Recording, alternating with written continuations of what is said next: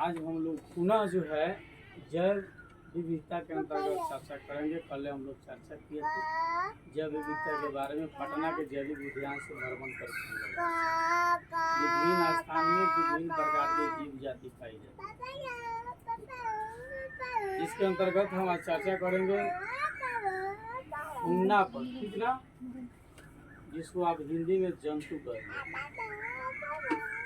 18वीं शताब्दी में स्वीडन के एक वैज्ञानिक हुए, ठीक है। कौन? 18वीं, देख लीजिए ये सन है 18वीं शताब्दी। स्थान स्वीडन, वहाँ का एक वैज्ञानिक हुआ जिसका नाम था कैरोल्स लिनाइस। तो 18वीं शताब्दी में स्वीडन के एक वैज्ञानिक था जिसका नाम था क्या? कैरोल्स लिनाइस। कैरोल्स लिनाइस ने लगभग 5900 प्रकार के पौधों तथा 4200 प्रकार के पशुओं की पहचान की थी वह अपने पूरे जीवन काल में, ठीक ना। स्वीडन जो है, यानी स्वीडन के वैज्ञानिक कैरोलस लिनाइस ने लगभग 5900 प्रकार के पौधों और 4200 प्रकार के पशुओं की पहचान की थी, ठीक ना। कब? 18वीं शताब्दी में की, यानी कि 18वीं शताब्दी में इतना वो जानकारी प्राप्त कर लिया था जो स्वीडन के वैज्ञानिक। अब पूरी दुनिया में 17 लाख प्रजातियों का नामकरण अभी तक किया जा चुका है। अभी तक 17 लाख प्रजाति का नामकरण हो गया है, यानी कि जिन जिन वस्तुओं को, जिन जिन जीव जंतुओं को हम नाम से पुकारते हैं वे इनके अंतर्गत आते हैं। हाथी, घोड़ा, ऊंट, भेड़, बकरी, ठीक ना, यानी कि अणु परमाणु से लेकर जिसको हम नंगी आंख से नहीं देख सकते, जिन जिन सब का नामकरण हो गया है, यानी कि 17 लाख प्रजाति का नामकरण किया जा चुका है। इसमें से 10 लाख से अधिक पशु है, लगभग 10 लाख से अधिक पशु का नामकरण हुआ है और लगभग 7 लाख पौधों की प्रजाति की नामकरण हुआ है, ठीक है। 7 लाख पौधा का नामकरण हुआ है और 10 लाख जो है वो चीज का पशु का नामकरण हुआ है, ठीक है। एक अनुमान के अनुसार पूरे दुनिया में 50 लाख से अधिक प्रजाति पाया जाता है। एक अनुमान लगाया तो पूरे दुनिया में जो है 50 लाख से अधिक प्रजातियां है। एक ऐसा अनुमान है, वो 60 लाख भी हो सकता है, 40 लाख भी हो सकता है। एक अनुमान लगाया गया कि पूरी दुनिया में जो है लगभग 50 लाख से अधिक प्रजातियां हैं, जिसके आधा से, जो 50 लाख की प्रजातियां पूरी दुनिया में, जिसकी आधा से अधिक प्रजाति जो है विश्व के अज्ञात क्षेत्र या जिसको अनजान कह लीजिए, यानी कि उस अज्ञात उष्ण कटिबंधीय और वर्षा वनों में पाया जाता है। यानी कि जहाँ उष्ण कटिबंध, उसमें मतलब क्या होता है? गर्मी वाला क्षेत्र, और उस वन में वर्षा निरंतर होती है। वहाँ पर ये जो है 50 लाख के आधे से अधिक, लगभग मान लीजिए 28 लाख प्रजाति, आधा से अधिक 26 लाख प्रजाति जो है ये कहाँ रहता है? यानी कि अज्ञात का मतलब जिसके बारे में हम लोग जानते नहीं है, कोई जानता नहीं है, वह जो है उष्ण कटिबंधीय वर्षा वाले क्षेत्र में, ठीक ना, रहता है। वर्षा वन जो है, यानी कि वर्षा वाला वैसा जंगल, वैसा वन जो वर्षा वाला क्षेत्र जिसको कह लीजिए, तो वर्षा वन विश्व के स्थलीय भूभाग का 8% से भी कम क्षेत्रफल है। पूरे स्थल भाग का, पूरे दुनिया के स्थल भाग का अनुमान किया था तो केवल 8% से भी कम क्षेत्र है जहाँ पर वर्षा समय सीमा से होती है, अन्यथा नहीं है के बराबर।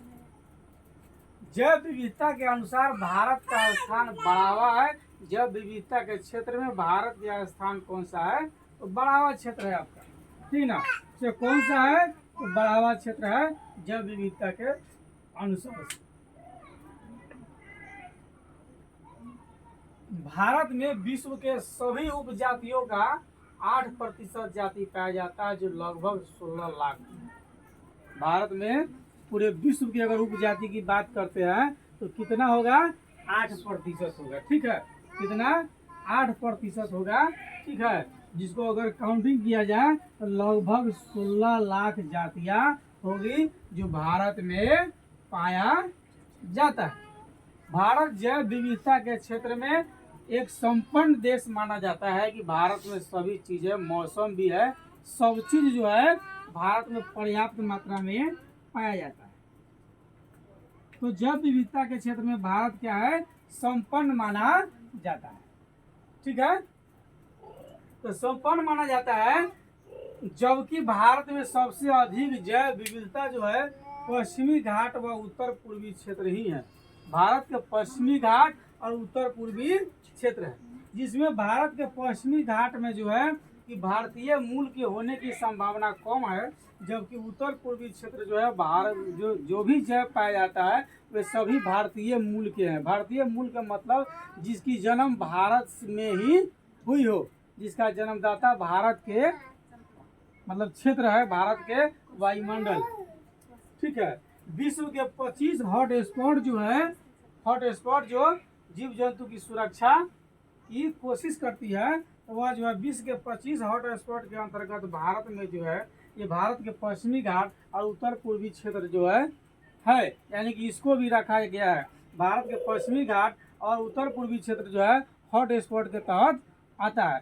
पूरे विश्व में जो है 25 हॉट स्पॉट है, जिसमें ये दोनों का भी स्थान है।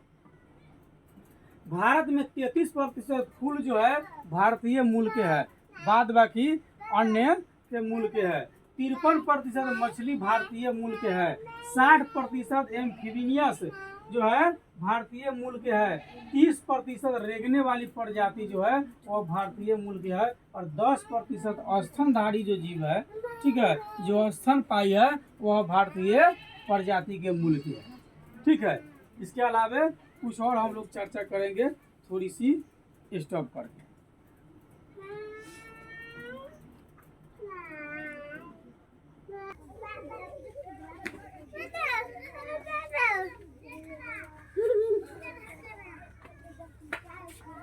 चलो तुम जाओ।